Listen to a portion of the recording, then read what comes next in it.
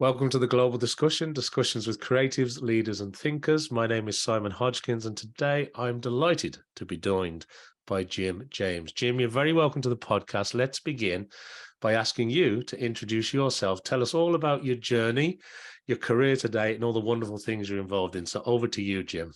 Well, Simon, thank you so much for inviting me on the show because I've seen you've got really, luminaries. And so I hope I don't disappoint. I'm really the unnoticed entrepreneur, Simon. That's the title of my podcast and also the title of my book, which has just come out, published by Wiley. And my background, Simon, in a nutshell, is I got bored and tired of sitting in meetings at the age of 26, 27, working in the music tech business. So I went to Singapore, obviously, as one does, and started my first company. So I started EASTWEST Public Relations. And then in 2006, I went to China to start the offices there. And whilst I was there, I imported the first Morgan sports car to China and then found that there weren't any distributors in China. So I approached Morgan and became the importer for Morgan sports cars. Had a spell as the vice chair of the Chamber of Commerce, also started the China chapter for EO, the Entrepreneurs Organization, with a good pal called Rich Robinson, and also started the British Business Awards in China and did a couple of other bits and bobs. And along the way, most importantly, met my wife and had my two beautiful daughters, and then came back here in 2019 to Wiltshire, sunny Wiltshire in the west of England, to bring the girls back to school and start again. So I've sold the PR firm to some young, the next generation of leaders to run EASTWEST in Singapore. And I've really started then the UnNoticed Entrepreneur, which is a podcast and a book. And the mission really is to help entrepreneurs to learn from other entrepreneurs how to get noticed without a budget. So that's me, Simon. Jim, I'm just trying to keep up with that journey. I mean, that's incredible. How you go from, why the Asia connection? What got you out there in the first place?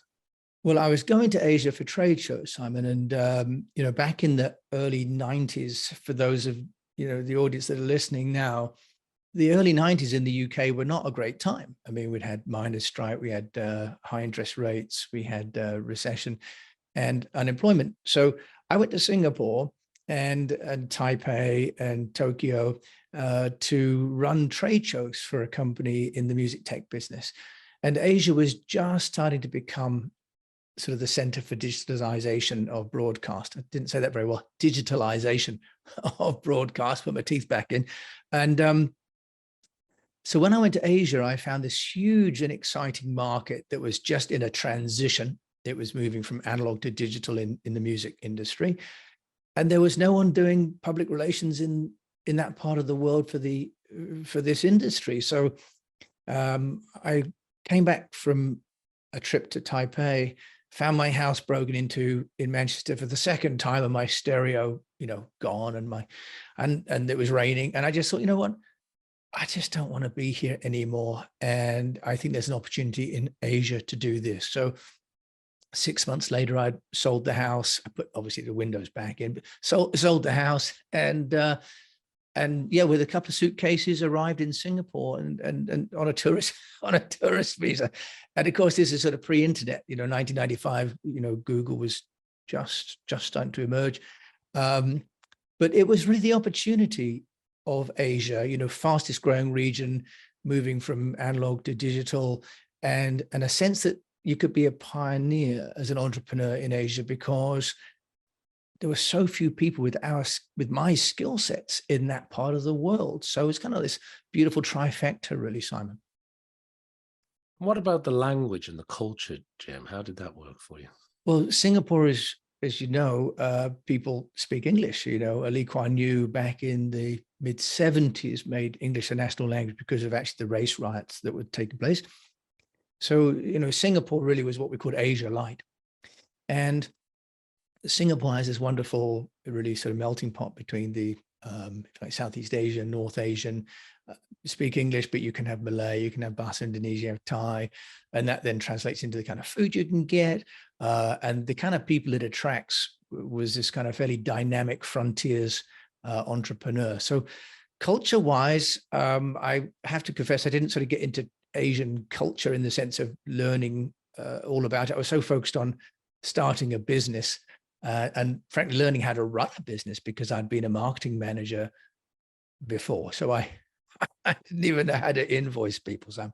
So a client eventually said after a couple of months, you need to invoice me. And, it's another story, but I basically, after 3 months, I'd done so much work that I was owed $100,000, but I only had about $50 left in my bank account. So I didn't have enough money to pay the suppliers to deliver the goods to the customer. So it's another story, but I made all sorts of mistakes.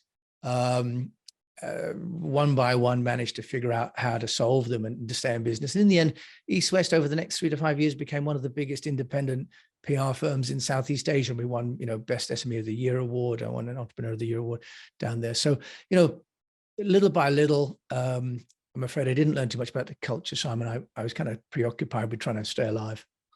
Well, the business side of it really seems to have taken off, because the PR that you sort of started off there with, that really grew. And then from there, I know you were the founder of the British Business Awards in China, right? Yes, that's right, in 2008, yes.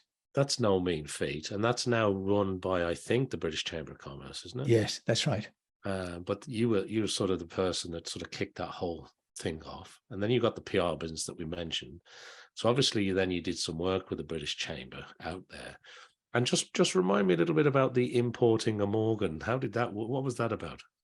Yeah, so I made a little bit of an entrepreneur's error, really, Simon, which is that, I fell in love with something that I didn't have. The old, my shiny object had 4 wheels on it. And I was in China and I was sent a picture by my uncle of his new Morgan +4. And I was in love, and I just couldn't get this picture of this car off my desktop.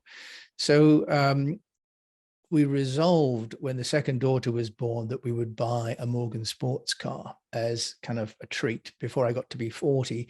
And I thought I'd never get one. I know you've got 4 children, so you'd have to get like an extension cable, a trailer or something for yours. But, I was able to get a 4-seater roadster.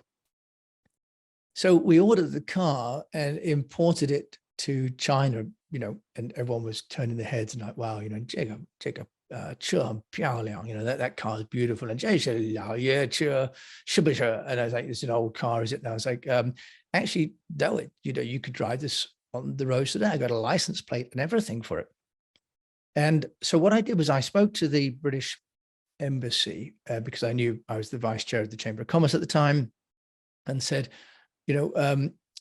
when you have your next Queen's birthday party, how about we put a Morgan sports car out in front of the ambassador's residence? And they were like, well, yeah, we charge for that because we have an Aston Martin and we have Rolls Royce, we have Mini. And I said, yeah, but I'm just a guy and I'm just doing it so it makes the party look more interesting. I'm not really commercial about this. I just thought you might want a beautiful once in a lifetime, the only car in China like it. And they said, all right, we'll do it. And what I did, Simon, was I knew that they were going to open the gates at 1 o'clock to get all the cars in. And because I've been in and out quite often to the embassy and the ambassador's residence, I got there a bit early.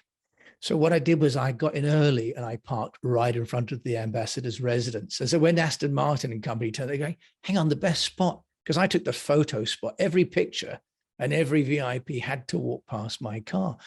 And then eventually someone said, well, that's a lovely car. I've always wanted one of those. And I said, well, I could take your order for you if you like. And, at the time, Simon, it was a little bit reckless because I didn't have the whole business set up, but I actually managed to sell a car and then figure out the business. And it took me 12 months and 13 ministries to get the approvals to import the car because, it wasn't registered. I had to come up with a new name for the company. Morgan is registered to a company called Morgan Ceramics, actually out of Windsor, which just happened to be a client of mine with the PR firm. So I had to write to them and ask them if they didn't mind if I used the name Morgan in China because they owned the copyright. So this whole sort of litany of things, my wife and I, Erica, she was amazing at dealing with the Chinese bureaucracy. And so over the period of 12 months, we took a couple of orders based on the back of my car. And in the end, I had to sell my car because there were capital controls. And so you couldn't bring in more than $50,000 at a time to a company. And I needed 100,000 to build the showroom. So what I had to do was I had to sell my Morgan so that I could finish the showroom. And then we took a couple more pre-orders. And so I funded it entirely out of cash flow. I did end up, without my own Morgan. The only thing that was that we sold this car, and this person came to pick up the car, and he was there and his wife was pregnant. And we said, oh, crikey, I don't know how they're going to get in the car. And but they rolled the seat all the way back. She got in, he got in. And all you could hear them say was, she said, oh, the bonnet's very long, and a Morgan roast is very, very long. And you sit down nice and low. And of course, it's a glorious car. And she said in Chinese, are you going to be able to drive this home? And he said, don't worry, honey, the bonnet's the same length as the tractor. And so I was like, oh, okay. I guess if this is the market for the car, I'll serve. But anyway, so so a man who normally drives tractors drove my Morgan away into the distance in Beijing. And of course, he was driving it for a rich person. He was going to own it himself. But yeah, so Simon, and then over the next number of years, we opened a showroom. The ambassador opened the showroom. We imported 65, 70 cars, appointed distributors across China. So it was a fabulous experience to build a brand from nothing, where, not speaking the language. There were some languages, some learnings there about how to build a brand in China. But yeah, so Simon, that's the toot sweet version of the Morgan story. That's a wonderful story. That's incredible and very entrepreneurial, of course. There's nothing like taking a few orders for something you haven't quite figured out yet.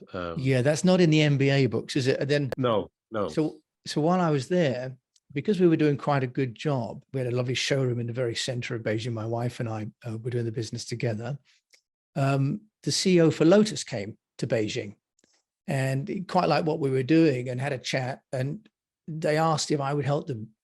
And funny, we were on holiday in France, Simon, when he came to the showroom, and he was so impressed by the showroom and how the team brought him a cup of coffee. We had music on. I had the Apple TV set up so you could see videos and stuff.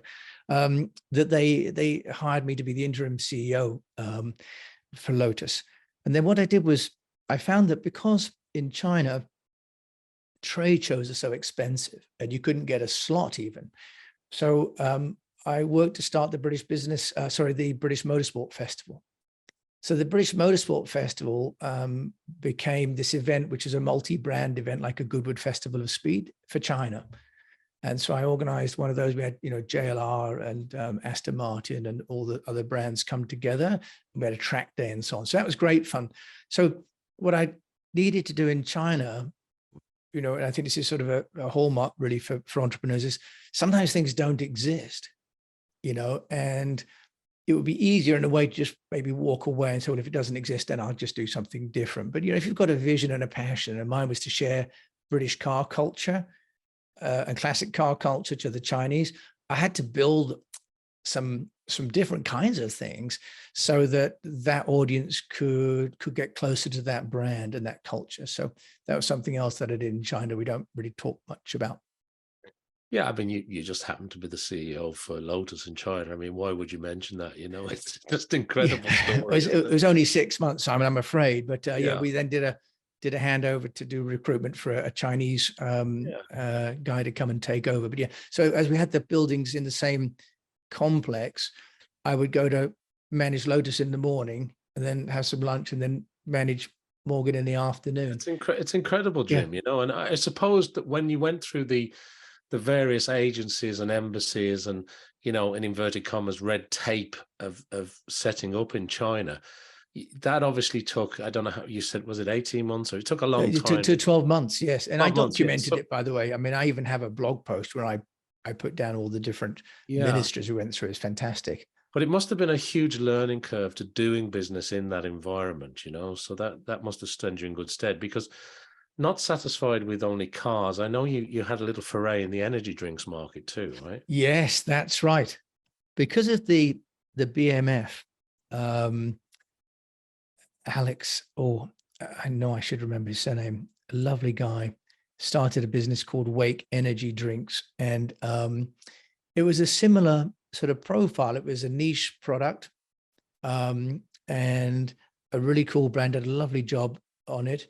And yeah, he asked me whether I could help him get into China. And my first job was in baked goods out of university, funnily enough, right? So I'd done a little bit of FMCG work.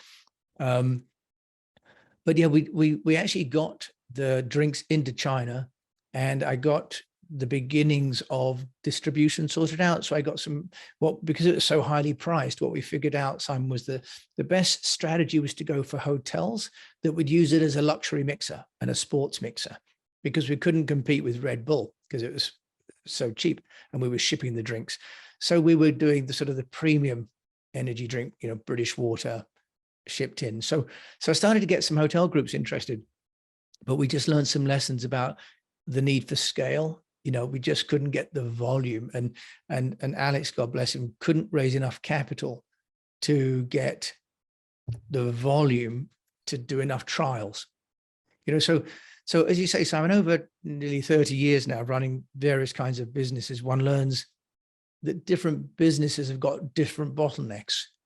For Morgan, it wasn't about scale because the value of the product was so high and the margins are so high. We only need to sell one to keep us going for a few months.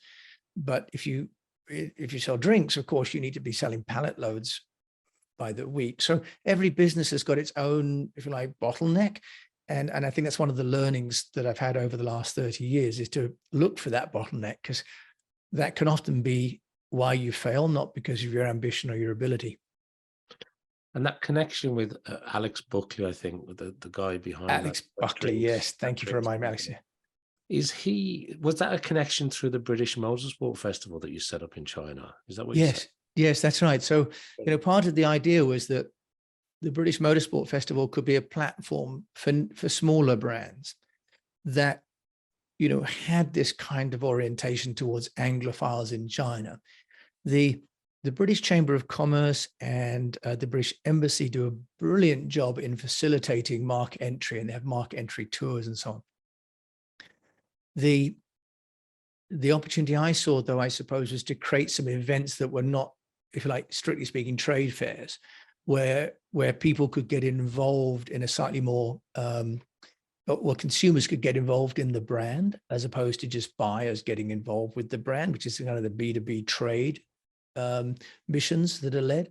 So the UK government and the Chamber of Commerce do brilliant jobs. I was involved, and as much as I could be, to help create jobs in the UK. That was really my mission, Simon. So when Alex came, I was like, great, we can create some more jobs in the UK by helping to export that. And just to bring us full circle on all that then, so back to the early days of the PR company and EASTWEST PR, are you now the chairman of that organization? Yes, that's right. So we managed to have a couple of young guys, Naveen and Raymond, who have worked with me over the years, who wanted to set up their own business. They're starting out on their journey of owning their own business. They worked for a decade for other people, including for me at EASTWEST. So wonderfully, they've taken on the brand, which, as you know, as a brand owner is an amazing feeling if you can see your brand move to the next generation. It sounds a bit fancy to call it a legacy, because that sounds a little bit grandiose, but that the core values and the brand that you've built has enough value that other people want to take it on is really, really flattering.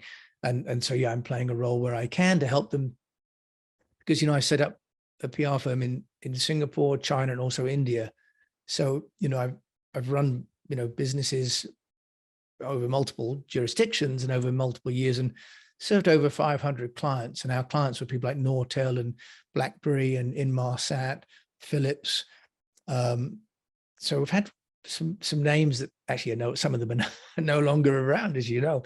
But I've worked with some really big companies, and I've also worked with some smaller ones. So I'm here to try and help them on their journey next. Yeah, that's wonderful, because I mean, it's almost 3 decades of work and learning, and that's all been poured into that brand, right? So it's wonderful to see it continue.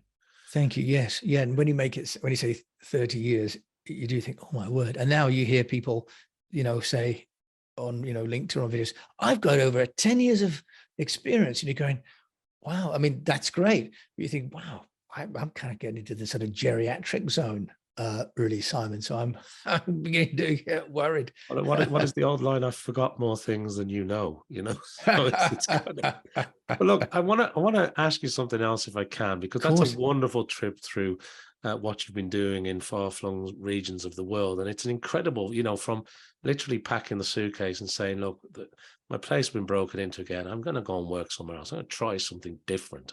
And it's that entrepreneurial first step, isn't it? Because without that, you wouldn't have those 3 decades and running all those businesses. And you're so involved with the British Council over there and setting up a motor festival, running, as a CEO for Lotus, and then you're, building a showroom for Morgan and importing products into various regions. I mean, it's an incredible entrepreneurial story. But Thank you. let's Thank you. go to what I know you're really passionate about as well today, which is the UnNoticed Group. Let's talk a little bit about the book and the podcast and what are you actually doing here? Just explain that for our audience. Would you mind, Yeah. Jim? Thank you, Simon. And hey, thank you very much for the compliments. Yeah, it feels like sort of a slight sort of entrepreneur's odyssey, really, having lived 30 years by going around the world to start businesses. One of the things that, and I know is that many, many people in the world are doing great things. And what they're not doing is telling people about what they're doing, because they're so often busy doing. And they may not even have an ego that's structured that says, I need what, in Greek is called thymos. Thymos is the need for recognition. And not everybody has that thirst for thymos, right? Many people are doing what they do because it's the right thing to do, because they love what they do. And in my view, many of those entrepreneurs that you and I know are doing great work and they're not really noticed for it.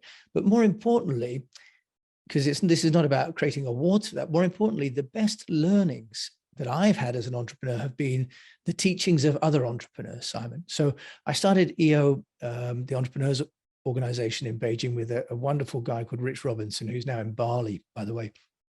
He made a bright choice. But in EO, it was peer group learning. And what I'm doing with the UnNoticed Entrepreneur, with the podcast and the book, is to interview entrepreneurs who are doing interesting things, but I'm asking them the same question every time, Simon. So the same question is, how do you get noticed? And could they tell the fellow unnoticed entrepreneurs what has worked for them to get noticed? So the strategy really is to be fairly wide in terms of the entrepreneur categories that I ask, but then to ask them all the same question. And by doing that, I'm able to get answers that then create some consistency for the listeners. And the reason I think that's important is that as business owners, we deal with cash flow, we deal with people, we deal with product, we deal with logistics and so on. But I wanted the outcome of listening to the podcast and the book to be to answer one central question that everybody's got, which is how to get noticed. Because actually, you can't sell anything if no one knows about it. You can't sell your product, you can't sell your business if no one knows about it. So a central dilemma for every business once they've built something is get someone to know about it. It also just happens to be what I feel like I know how to do. So I ask everyone the same question. And then what happens, Simon, is that I started this podcast in my garden shed, literally, because most of my friends are entrepreneurs, and they would come to me, and as the agency, they couldn't afford EASTWEST PR. So I'd give them advice and so on. So I thought, why don't I create a platform? And as well as I do, podcasting is fantastic for this, where rather than me having one-on-one conversations with people and that being kind of fairly limited in reach, why don't I interview people and make it so that it's accessible to all these people who wouldn't get the time to meet all of these people? So what happened was that then I was thinking about all these articles that I had, and then actually I listened to Brian Clark, who we were mentioning earlier on, and he mentioned something about, you don't have to write the content, you can curate the content. I was walking through the forest with my beagle Binky, and I was like, yeah, I could write a book, to be honest, about some of the things I've done, but I think what I've done is less of interest than what other people are doing. So why don't I share that? And why don't I curate what other people are doing to get noticed. So that was the genesis of the first book. And then I did the first 50, then I did the second 50, and then the book, I entered into the British Business Books Award. And for anyone thinking about, if you're doing anything, enter an award, because, I entered the book award thinking, well, here's £87 well spent, I won't get anywhere, but, it helps you to focus the mind. And, blow me down, Simon, I was a finalist, or the book was a finalist. And of course, that's a credit to the people that are in the book. I'm just a curator. Anyway, so I got to go to London and so on. And it was fabulous to meet, if you like, real authors, people who are writing books. And, but blow me down, the people from Wiley connected with me on LinkedIn and said, would you be interested to talk about us publishing your book for you? And, I literally, Simon was working out of my garden shed. I redecorated it, and I got a wireless card from Vodafone and stuck it into a Huawei router. And I had one of those little aerials on the top that you put on boats and caravans, because when the wind blew, I lost the signal. And, so it wasn't done under auspicious circumstances, but, the content of the UnNoticed Entrepreneur is entrepreneurs sharing what they do to get noticed, overcome the hurdles for free. And that's a really rich source of material. And I've done PR for 30 years, but there are people making playing cards. There are people who have, delivered parts of mannequins. There are people who have helped the schools. There are all sorts of people doing interesting things. And I'm just hoping that I can give people at least one or two ideas that prompt them, nudge them to help them move their business forward. So that's really the game plan for the project. And then if I can finish that, now I'm partnering with a group in Germany, which is called Startup Radio, actually startuprad.io. A guy called Jörg Menninger has got a station there. So now my shows are going on to his radio station. And then I'm just partnering with a group called Scalefest, which is an event April 27th, which is happening Singapore, Sydney, London, New York. And I'll be the official podcast partner. And then I'm also going to be working with Action Coach, providing with, if you like, a summary of what UnNoticed entrepreneurs have shared with me, so that entrepreneurs in his community of 1,100 coaches around the world can learn how to share this. So we're sort of moving after a year and a half to 2 years into, if you like, the next phase, which is sort of amplification and engagement, Simon. So that's kind of fun to build another business, but this time in the UK. So my sort of third continent. There's no stopping you, Jim. You're like a dynamo. It is nice to hear, and it's nice and refreshing to hear that, well, look, it wasn't auspicious circumstances. I just decided this was a good thing to do. And I think, getting noticed, getting that recognition. I know one of the things that you state quite publicly around the book and around what you're doing is that, the stat that you throw out is 82% of investors say that name recognition is an important investment decision. Yes. And that speaks very much to not only, I speak to a lot of guys in the startup mode or raising cash and talking to VCs or high net worths, etc. And being noticed, or at least being name checked and becoming discoverable, I think, is part of that getting noticed. Now, whether that's to sell a company or to get investment into a company or to help you scale, it's that discoverability, isn't it? It's that brand story that, I suppose, harking back to your PR days, that's so important, and sometimes maybe people get so busy doing the things they're doing, they don't really consider those things. And then they look back and go, I'm really struggling with this. How do I get noticed? How do I get this a bit more on the map? How do I get more people to take notice? And you're sort of putting this wonderful compendium together of people saying, look, this is how I did it. This is how I did it. So it's no wonder that Wiley get in touch. Wiley are a globally well-respected publishing house. For them to reach out and say, hey, we'd love to publish that. That's fantastic, isn't it? Well, thank you, Sam. Well, they also do like computer for dummies. So I think they just saw me as one of the dummies out, one of the dummies out there, So, and I think it's, thank you for, for calling that out. Yeah, it is a compendium of ideas. And really the goal is to also inspire people that it doesn't have to all be glossy. It doesn't have to be in the newspaper, that actually we all have as entrepreneurs an authentic story. And it all starts with that authentic story.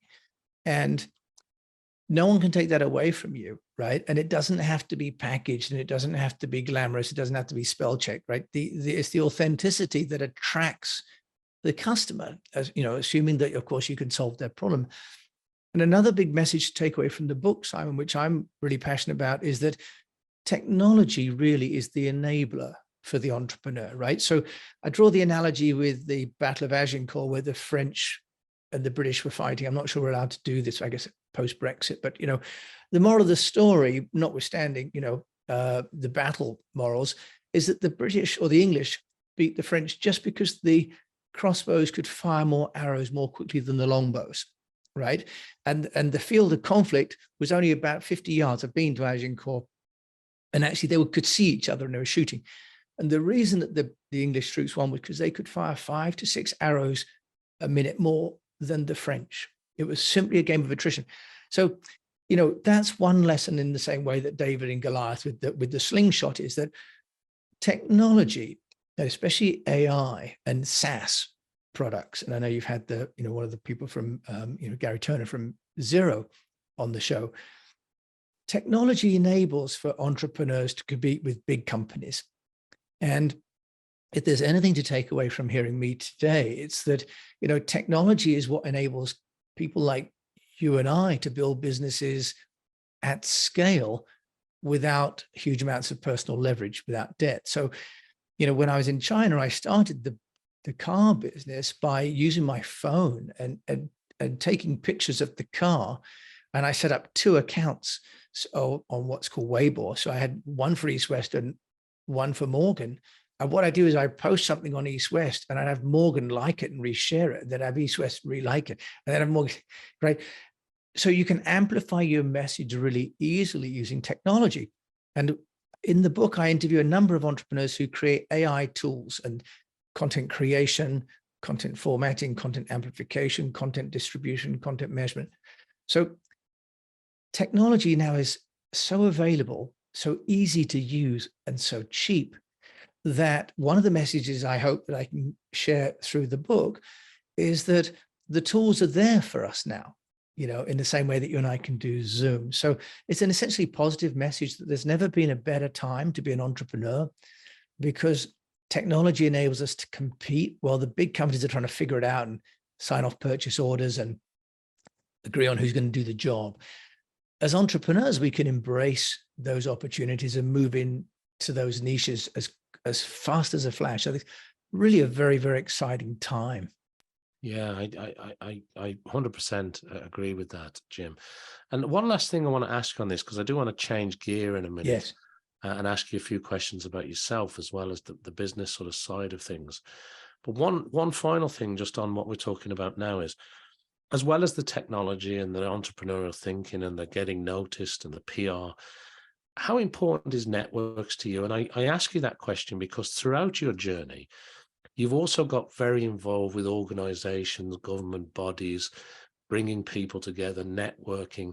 That must be a key component. And even now with the sort of, you know, the German radio station, or the, you know, the various people that you sort of partner with now, that seems to be very much part of the way you go about things, from a networking and a building trust and relationships. Am I right in observing that, Jim? Simon, you know, very observant. You know, people haven't really called that out in that way, but you're absolutely right. And I think that I'm sure, you know, you're the same with look at your amazing network. That, you know, on the old sort of, is it Milton, no man is an island, right? And that at a human level, we need people, you know, because we need the stimulation, we need the connectivity, we need the emotional response that gets from a people to people perspective. But also it's impossible to create anything of value alone. You know, the greatest things are created by collective minds and collective effort. And so, you know, whether it was in Singapore when I was in the Chamber of Commerce and we started the International Association of Facilitators, for example, you know, or with the Chamber of Commerce in China, or with EO, I'm a big believer that, you know, if I can be part of a community or a network or a mastermind, you know, a mastermind alliance, then I hope that I can serve those other people, and they will share what they know, you know, and the collective wisdom and the collective energy were much, much more powerful than my own alone. That makes a lot of sense. Thanks, Jim. So look, let's change gear a little bit. Let me ask you a couple of quick questions if I can. It's not quite a quick fire round, but I want to get a few questions in. Good. Yeah, I promise About... to answer quickly. Sorry, Simon, I've been No, not wavering. at all. It's a fascinating discussion. I'm really enjoying our time together today. Thank you. Let's Likewise. talk a little bit about your own learning style. I like to ask my guests on the show how they like to learn. So I know you're an author, but are you reading books? Are you an audiobook person? Do you listen to podcasts? Are you on YouTube? Are you scouring the internet for the wires? Or do you prefer just meeting people in real life and having conversations? How does your own onboarding of information work, and what kind of books or media types do you consume? I think, Simon, the answer is all of the above, because they all trigger slightly different parts of the mind and different responses. I think that one of the things I've been working on lately is having different modalities. So what I now do is I have one set of time where I'm looking for answers to specific questions, right? So I'm now looking, for example, at the it's called write to market, where you write a book when you know what the performance of other books are in that category, right? So you don't just author a book in general, you write to market. So you feel like you pre-test the product. So one sort of spend of time for me now is I've got this question, how would I do that? And I go in pursuit of those answers. And then I have another time which I set aside for, if you like, blue sky, which is just, I'm listening to some podcasts about science, right? It's actually not what I do, but it takes my mind to different places, not just about global warming, but about biology or about nuclear physics. So, because that's parts of my mind that I'm not using and that I'm not going to use in my day-to-day work necessarily, but I'd like to explore. So I have some time now where I do sort of some exploration. And then there's the third part, which is where I've got things that I'm moving towards. For example, I'm doing a lot of what I'm now calling sort of podcast to publish. So I've taken my podcast and made it into books, articles to books. So I'm spending time now learning about how AI does ASR, automatic speech recognition, and the other way around, right? So now what I'm doing is I'm going to YouTube and to Wikipedia and to Quora and so on to see what other people are talking about in that space so that I can kind of get a guide. So I think the answer is that it's a little, I decided that it's not just one pursuit of research, and it's not just all airy-fairy listening, and it's not just what's relevant for my business. But what I have started to do is create some time, half an hour for one, an hour for another, and an hour for another. So that every day I'm consuming it. And that's a combination of books on Kindle, Audible, hard copy, because mixing the mode or mixing the medium is quite refreshing. If you're always watching YouTube or always reading Kindle, actually that part of your body gets tired. So in the same way that if you do sport, if you always do the same kind of exercise, that muscle group gets well trained, but gets a little bit bored. And others, I quite like this idea of taking an approach where you're trying out, some of it's audio, some of it's video, some of it's pictures, some of it's text. Gosh, that's a long-winded answer. Sorry, Simon. So the answer is I'm trying to learn in some slightly different ways, but slightly structured. Crikey, Yeah, I should have said a book, shouldn't I? I should have just said a book. But I love the answer because I was talking to somebody recently. I think it was on one of these episodes where we were talking about when you went to college years ago. If you wanted to research something, you had to go to the library. Yes. Because you didn't actually own the book, or if you were lucky, you might have owned a few books. Yeah, but you that's had to right. go to the library and look up this stuff, And you couldn't take a picture of what you like. You had to furiously or take it and get some photocopies from the John Hopkins Library in Manchester, Yeah. Exactly. And I don't want to give away too much in terms of age, but, the little bit of blue paper that you put between pages to make a copy of something. Let's not get into the lack of technology back then. Yeah. Somehow we got it done and passed, but who knows how that worked. But I like the fact that, that sort of mixed multi-learning style that's available to us now. But I also really like the fact that you are sort of almost compartmentalizing your time into different areas and different ways of study. And I think on one hand, you've got a mix of tools available to learn from, whether it's a physical book or whether it's YouTube or whatever. But on the other hand, I'm a big fan, and I really like something that you said there of maybe learning something that's a little bit left field or completely off your day-to-day business. Because if I've learned anything, it's that it's by those other things that I think help you to think differently, help you think more creatively. And actually, to me, at least, I don't know why it works this way for me, but it makes them, when I go back to sort of the day job, it makes me think about those things quite differently and from maybe through a different lens. Does that make sense? Simon, it absolutely doesn't. And if I could just add in there, if one starts with the mindset that everything is connected, that whilst I don't work in science, science will impact my world. So what's happening in science, what you might read in the Lancet, for example, the BMA journal, what they're doing in terms of like cell discoveries, for example, that will in time have an impact on my world, either in the kind of companies that are built, in the kind of conversations around longevity, right? So whether it's in logistics, all these different industries at some stage will impact my world. So I kind of see it as a way to engage. Do you know Daniel Burrus? He's a future viewer. Futurist kind of thing. Yeah, and he talks about hard trends and soft trends. And I heard him in Singapore many, many years ago, and he's one of those people that you listen to and you go, oh my God, that guy's smart. You go, I'm not worthy, but I was lucky enough to be in the room. But he talked about hard trends, and he talked, this is now 25 years ago, but talked about, wireless and, and broadband and portability and, and he said, and so those would be hard trends, longevity, reducing fertility. And then there were soft trends, things that are going to happen that peter out, like fashion. So if one looks at other industries that will dictate your world, you get a much better view of what might be hard trends, because you're not just looking in your own industry, in your own world. And those might be soft trends that lead you somewhere that might be a dead end, when actually the hard trend is quite different. Yeah, very insightful. Thanks for sharing that, Jim. Another thing I want to ask you is about, obviously throughout your career, there's obviously been people that have inspired you, motivated you, maybe people that give you a helping hand along the way, or people you've looked up to. And if not somebody in particular springs to mind, maybe it's a particular type of character trait or personality that you sort of resonate with. What springs to mind when I ask you that question?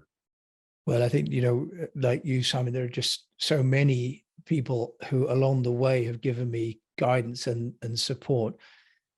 In terms of advice that I was given by a guy, my accountant at the time, a very wise Chinese man called Casey Lau in Singapore. I was starting an internet business, and I had my PR business, and I was raising money, and I felt like I'm top of the world, right, in 1998, 99. And he said to me, well, Jim, that it's well known that to run one company well is better than to run two companies badly. And I was like, yeah, Casey, that just doesn't apply to me. I mean, the hubris now, when I think about it, it's just, and he's a lovely guy. He bought lunch, and he looked after my accounts for 20 years. And that piece of advice about doing one thing well at a time, rather than doing many things poorly, I haven't always adhered to that. But when I've made mistakes, his voice and that lunch in Singapore always comes back to me. So that'd be the one thing that, after all this time, this idea that do one thing and do it well, which is why when I got the PR business to a place, I decided to sell that so I could focus on the podcast rather than do both in a mediocre way. And in terms of people that inspire you, I'm going to go a little left field if I can.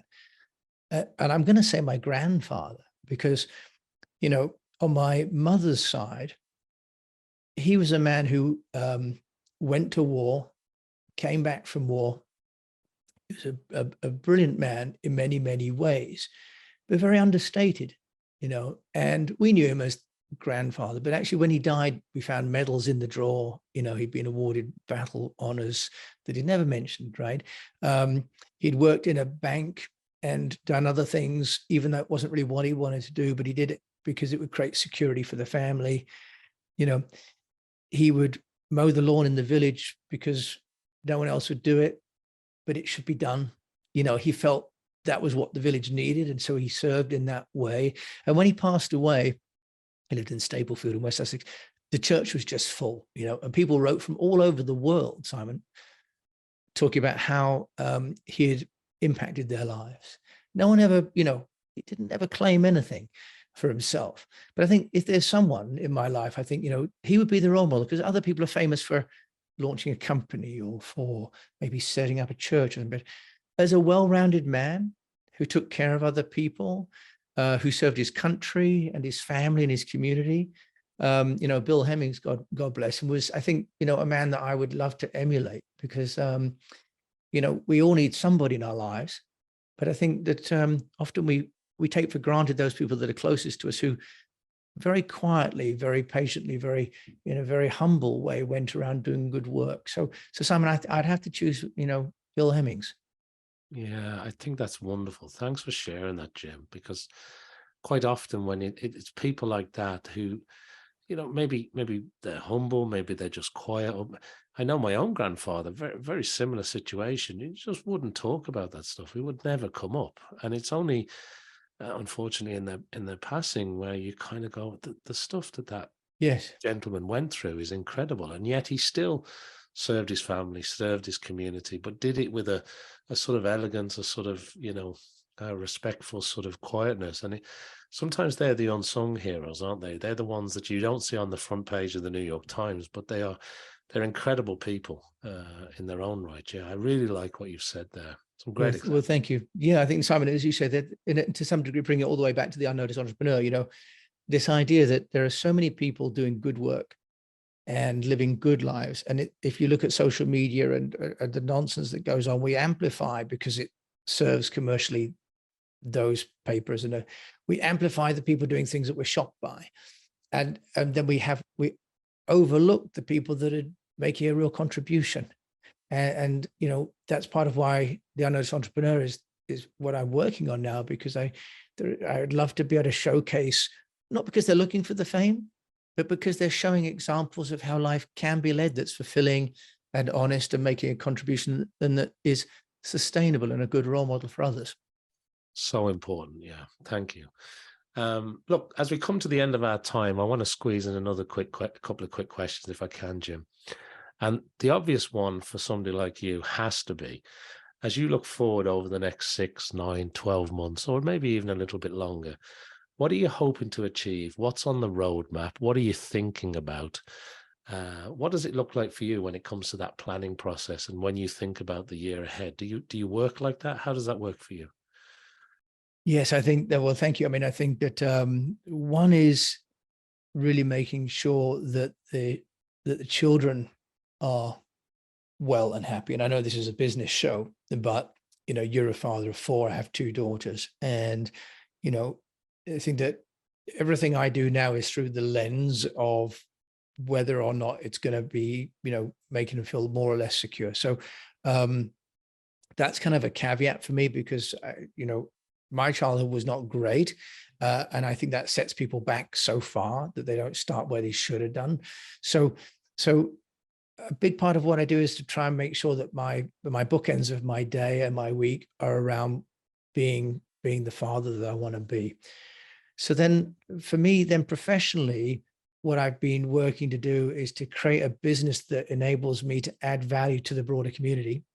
So I've reached out to a radio station here in Bath, and I'm hoping that they will work with me and let me, be a host on the radio station for the southwest of England with the Unnoticed Entrepreneur show, so we can help share the message for entrepreneurs, that there are other entrepreneurs out there getting noticed, and here's how you can do it. Going forward, Wiley have got the second book coming out, because we've got a 3-book deal. So we need to get the preparation going for the next book. And then I'm going to go to Singapore in the middle of the year to help the team down there to do more sort of transitions and help them with what they need on the strategy. So keeping the Unnoticed Entrepreneur growing, really, and hoping to build, a bigger community that can get access to this essentially positive message that now's a great time to be an entrepreneur. Other people are doing it, and here's how you can do it using tech. Love that, Jim. And I suppose the other thing I wanted to squeeze in is there any other area or anything we haven't touched on today that you'd like to share with our worldwide audience? And also, and importantly, if people want to reach out and find out more about the books or the podcast or all the great work that you're doing, where is the best place to send people to? Great. Well, I think in terms of anything else, I think you've kindly given me much more airtime than my little story deserves, to be honest, Simon. So I wouldn't want to take up any more of your listeners' time on that. But in terms of finding me, I've now got my own website, jimajames.com, and that's a great place to start. And so yeah, jimajames.com. If you'd like to look for the book, which I can obviously show you here, Amazon, Barnes and Nobles, 50 entrepreneurs sharing how to get noticed. So that is available now. And in fact, volume 2 then will be coming out in the next 6 months. So you can find me at my website or on the bookstores. Thank you so much for asking. No, that's wonderful. And I look forward to the second one. And of course, there'll be a third, given the book deal with Wiley. So that's great. Thank you. And it sounds like you've got a wonderful year ahead anyway, Jim. I'm sure there's lots of things coming your way and lots of things for people to stay tuned to. So that brings me nicely to the end of our discussion today, Jim. Thanks very much indeed to Jim James for being here on this episode of the Global Discussion. Thank you to all of our audience around the world, whether you've been watching or listening today. I would ask you to like, follow, subscribe, and do everything that I need you to do to help support this podcast. And I hope that you'll meet me back here for some more discussions with creatives, leaders, and thinkers. But thank you, Jim. It's been a wonderful discussion today. Thanks so much for spending time with me. Simon, thank you so much. And to anyone listening, thank you for supporting Simon's show. He's doing a fabulous job and really encourage you to support him in doing this. Thank you, Jim.